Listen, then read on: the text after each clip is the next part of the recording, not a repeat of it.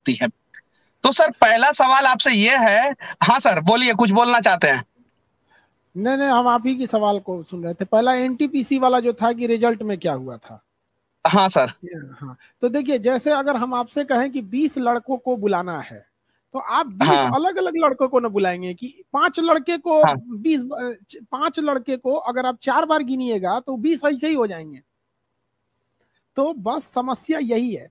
इस बार railway NTPC ने कहा था कि हम जितनी संख्या है उसमें टोटल 3 बार एग्जाम लेंगे। और रेलवे की मजबूरी भी होती है कि सारे लड़कों का एक बार फाइनल एग्जाम नहीं ले सकता, उसको कई बार भीड़ को छाटना पड़ता है। तो उसने कहा कि पहला जो हम एग्जाम लेंगे CBT 1, उसमें हम 20 गुना लड़कों को बुलाएंगे ताकि वो दूसरा एग्जाम दे सके। और जब दूसरा एग्जाम देंगे तो वो 1.5 गुना बुलाएंगे ताकि वो फाइनल में वो जा सके, 4 गुना 5 गुना बुलाएंगे।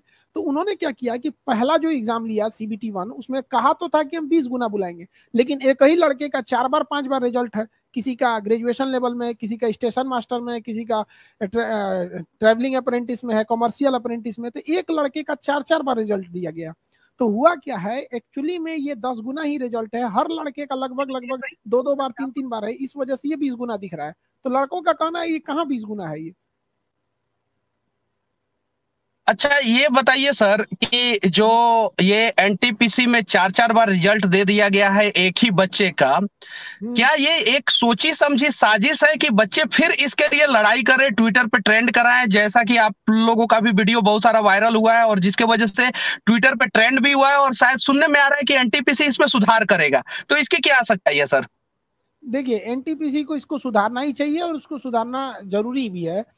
रही बात एनटीपीसी का, कहना है कि शिक्षक लोग को समझ में नहीं आया, तो खुद एनटीपीसी सोचे कि जब शिक्षक को समझ में नहीं आया तो विद्यार्थी को क्या समझ में आएगा। अगर आप हिंदुस्तान के, हमसे अगर कोई पूछे कि राष्ट्रपति का नॉर्मलाइजेशन जो होता है किस तरह से उसकी चुनाव प्रक्रिया में नॉर्मलाइजेशन किया जाता है, तो हम बता सकते हैं। लेकिन अगर हमसे ये पूछे कि रेलवे एनटीपीसी ने किस तरह से नॉर्मलाइजेशन किया, तो हमको छोड़िए, हिंदुस्तान में जितने शिक्षक है कोई नहीं बता पाएगा कि किस तरह से किया। तो आप सोच सकते हैं कितनी कठिन समस्या है। लेकिन नॉर्मलाइजेशन अपने हद तक सही है, लेकिन उसका प्रोसेस सबको पता होना चाहिए किस प्रोसेस से कर रहा है। दूसरा कि आरआरबी से कुछ भी पूछो तो कहता कि हमने नोटिफिकेशन में तो बोल दिया था ये होगा। कुछ भी पूछने चाहिए, हमने नोटिफिकेशन में पारा नंबर 7 पे बोला था। एक बच्चे से फॉर्म भराने के लिए इनका नोटिफिकेशन जानते हैं कितने पेज का था? 71 पेज का नोटिफिकेशन था।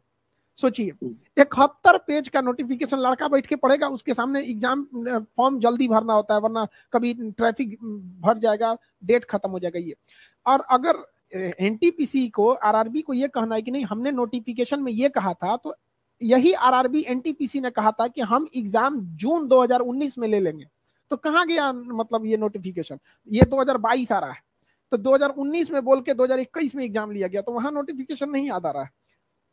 मुख्य समस्या यही है कि 20 गुना बोला गया है तो 20 गुना दे दिया जाए। हम आपको एक डाटा देते हैं, 3,80,000 लड़कों को फेल नहीं किया गया, बल्कि उनको सेकेंड फेज का एग्जाम देने से ही रोक दिया गया।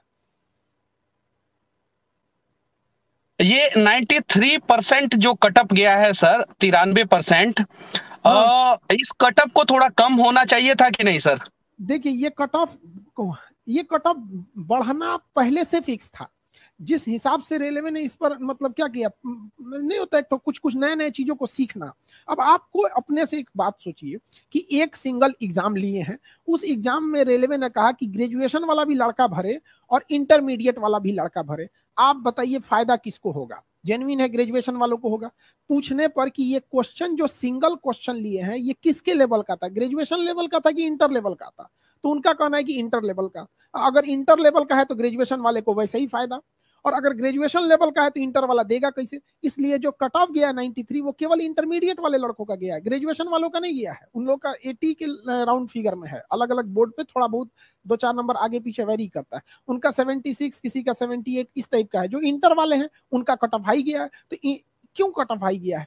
क्योंकि ग्रेजुएशन वाले को वो सीट तो दिया ही गया है जिसके लिए वो एलिजिबल है। साथ में रेलवे का कहना है कि ये ग्रेजुएशन किया है इसलिए इंटर वाले सीट पे तो ये बैठेगा ही बैठेगा। तो भाई आप दो अलग अलग एग्जाम ले लीजिए, तब ना हो सकता है उसको कि कोई आईएएस का एग्जाम पास किया, प्री पास किया, तो आप क्या मान लेंगे कि वो पीसीएस का भी पास कर सकता है?